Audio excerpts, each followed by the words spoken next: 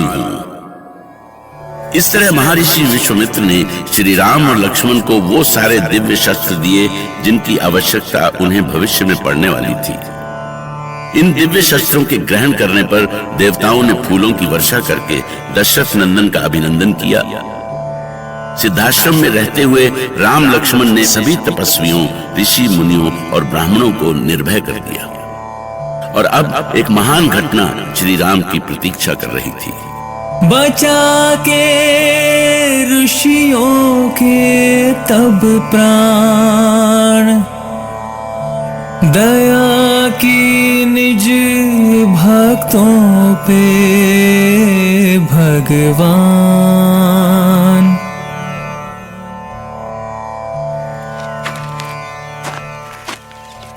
गुरुदेव, मिथिला से अनुचार कोई संदेश ले आए हैं।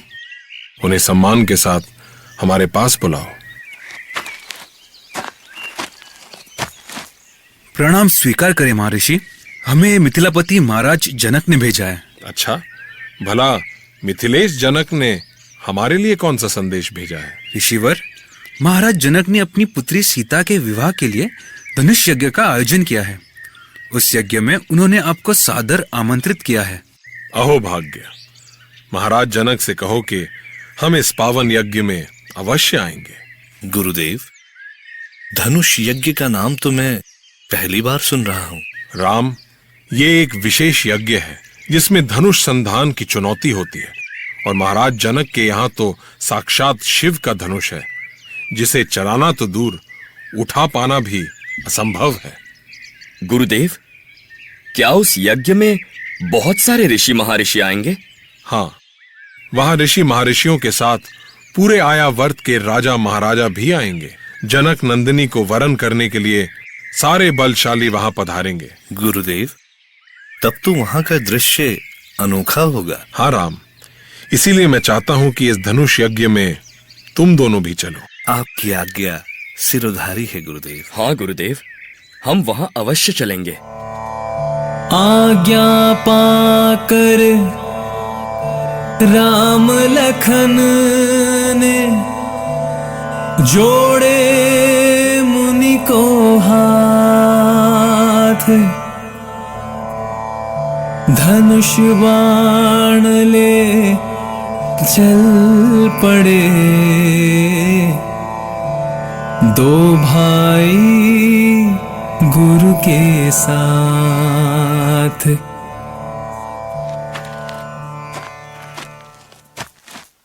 गुरुदेव, इस मार्ग में तो कोई भी प्राणी दिखाई नहीं दे रहा।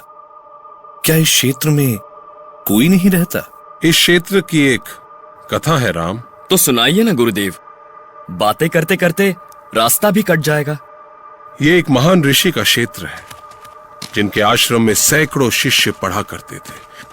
दिन रात यहाँ वेद मंत्र गूंजा करते थे। वो आश्रम मिथिला का ज्ञान केंद्र कहा जाता था। उन ऋषि का नाम क्या था गुरुदेव? उनका नाम था महर्षि गौतम। क्या अब वो नहीं रहे गुरुदेव? पहले पूरी कथा तो सुन लो लक्ष्मण, फिर सब कुछ समझ जाओगे। एक दिन महर्षि गौतम ने विद्वानों की सभा बुलाई। पूरे आश्रम को फूल पत्तियों से सजाया गया। दूर दूर के ऋषि, महर्षि और साधु संत उस सभा में पधारे। स्वागत का काम स्वयं महर्षि गौतम की पत्नी अहिल्या ने संभाला। पर सभा में आए देवराज इंद्र की दृष्टि देवी अहिल्या पर पड़ी और उनके मन में उन्हें पाने की कामना जाग गई। और अहिल्या पर पड़ी इंद्र की दृष्टि ने वो कर दिया जो नहीं होना चाहिए था। एक ऐसा पाप जिसकी कल्पना से ही मन दुखी हो जाता है। फिर क्या हुआ गुरुदेव? आगे चलो। अब आगे की कथा हम वहीं सुनाएंगे जहां ये सभा आयोजित की गई थी। सुना बिखरा आश्रम, न पंछी न जीवना,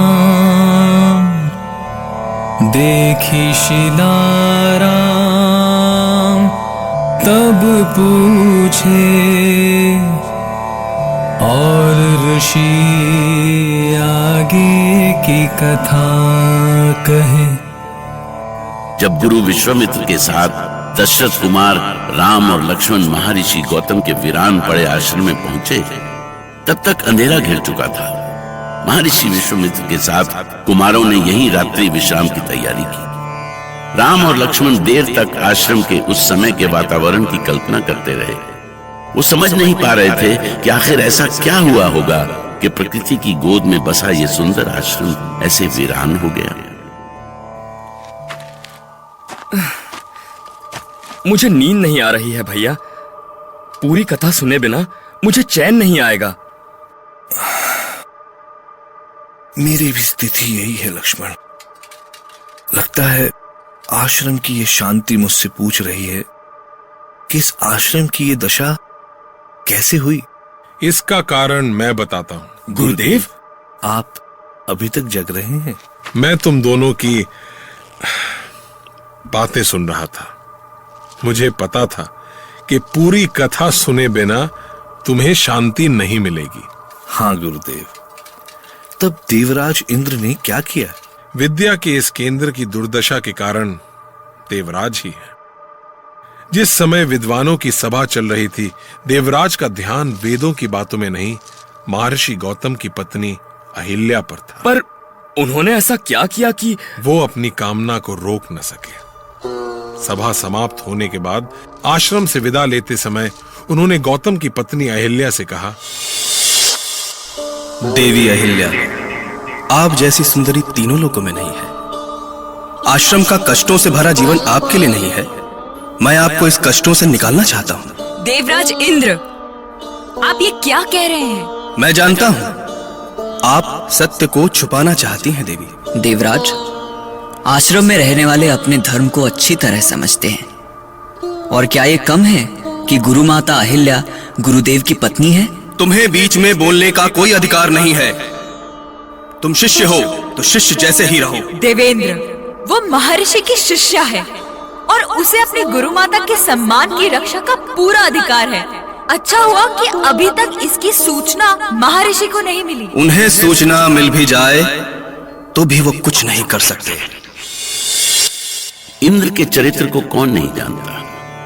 मैंने उन्हें अपना संयम खोते बार बार देखा है, पर गुरु पत्नी अहिल्या के सामने उनका ये दुस्साहस ऐसा पाप था जिसका जो भी दंड मिले कम है।